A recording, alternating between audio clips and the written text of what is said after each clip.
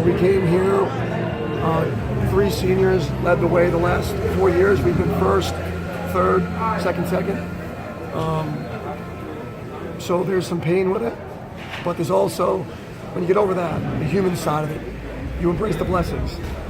And the blessings are the relationships, and the way these guys fought back, the way we competed. So I'm proud of the team. Can you just kind of take me through your emotions you felt when Miles looked like he was going to stick him and then it just turned around and so quickly? We had the math done. We needed help from one. We got help from Valencia, and then we needed Bebo. And I mean, this thing was set up for, I've watched a lot of sports, but an epic ending. You got the Olympic champion trying to beat the 280-pound tremendous wrestler himself to win the team title. Miles gets that win, and Miles came to wrestle. Hit him with a beautiful double leg to begin, hit him with another one. He was ready to wrestle. We don't know what the end result would have been had it gone on, but I believe had it gone on, Miles would have the result that he had hoped for. Kyle said it stung more a little bit because of the way that he got pinned in the first period. Would you agree with that? Absolutely. You go from up 4-0, he had 2-2, up 4-0, and he was looking for the fall. He had him in a position where Bo had the cement mixer position, bailed out of it. Was giving up back points because he bailed out of it. Because we chased him the way we did, he went back to it. Now momentum, he just used our momentum. You see him knee us between the legs. He take us to raise our hips even more and took us over. Credit to Bo Nickel, he's dangerous. Credit to Miles Martin for not being afraid to put himself in a position to help himself and help his team. When you see Kyle gut out that win, do you kind of look back and think what if is a lot more bittersweet? Well, when you look at the points, so we can look at a lot of matches that happened this weekend. The Keyshawn Hayes quarterfinal was huge. We have reversal. That reversal is a 7-point match. We lost by 7, maybe 8, because we celebrated with a headgear. So if Keyshawn Hayes gets that reversal, which was an overtime questionable call, maybe they made the right call, irrelevant, but that was 7 points. So we can look back at points everywhere. The bottom line is it wasn't enough. Tom, Kyle's career was so unique because of his international success. Yeah. He had 4 losses, but Kale has 0. Yeah. Where would you think he would rank all time? Greatest of all time. Greatest of all time. Kale Sanderson was ridiculous. Never lost. But he also never made a world team until he was out of college. This is a guy that was doing double duty. He was overseas winning world championships, also winning national championships. Unheard of. There has not been a wrestler like him, in my opinion. So he's the GOAT. At this point in his career. At this point in his career, yes. Do you have any idea how much money he gave up by wrestling in college? I don't know, maybe $250,000, $300,000 a year in endorsements.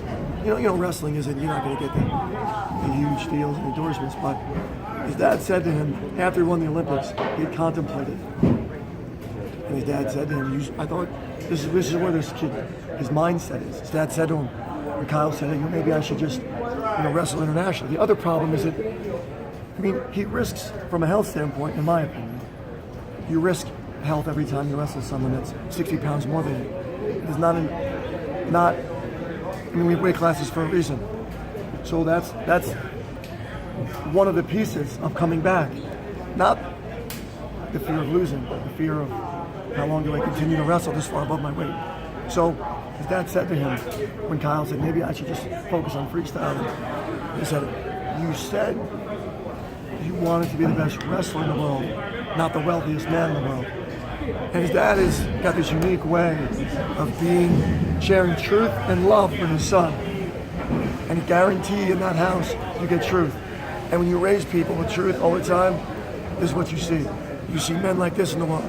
And not to get too philosophical, but often we're raised with not enough truth. This guy's raised with truth and you're watching something really special. Tom, you know what true loss is off the mat. Yeah. What does this feel like compared to true loss? This is discomfort. This is uncomfortable. First would have been nice. But there are pains in this life that take you to a place far deeper than this ever could. But I don't want to minimize the discomfort that we're all feeling, because there's a discomfort. Will you go back home and turn the page from this right away, or will you start looking back at all the positions and points where stuff could have added up? You have to assess. We have to assess the things that we did well as a staff and didn't do well as a staff. Colin Moore wasn't ready. We talked to him about it before. He was not ready for an upper body throw like that.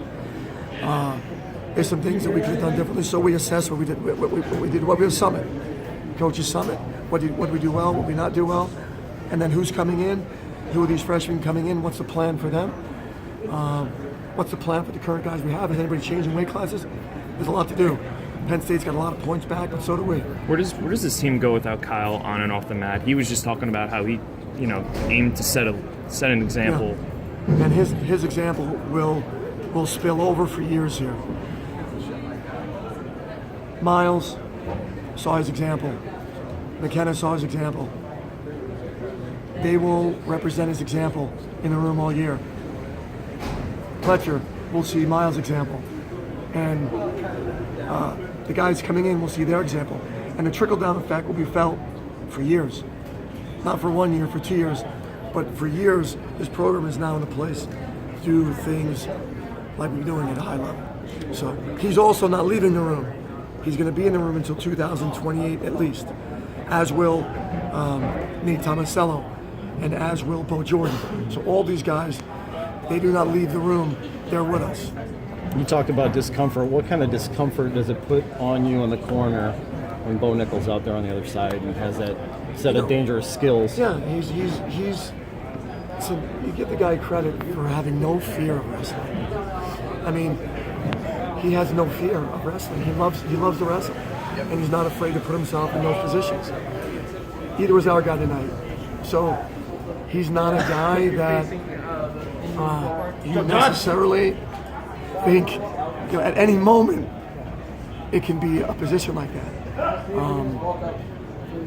And he got us tonight, and we'll see him next year. Tom Cleveland this year, Pittsburgh next year. How do you feel about this team for next year? I feel great. We got a lot of great red shirts in the room. We got a bunch of points back. We got guys that are feeling the pain of not achieving what they believe they were going to. This, I hope, is a blessing for Colin Moore. Colin Moore, I thought was going to walk to the tournament. Last year at this time, if you said Colin Moore was fourth, I would say no way. Coaching mistake. You should never think that way. There's always a way. And I think it stung him enough to go back. Tommy Rowlands was a 6'4" heavyweight that could run a 5:20 mile. Colin Moore, you need to get more physical. You need to get in better shape. And if this thing stings enough, he will. If it doesn't, he'll do what most people do. He'll make some changes for a couple of weeks and then go back to being the hard worker they were. He needs to be psychotic. And psychotic in our world is normal. And either you are or you'll lose to someone who is.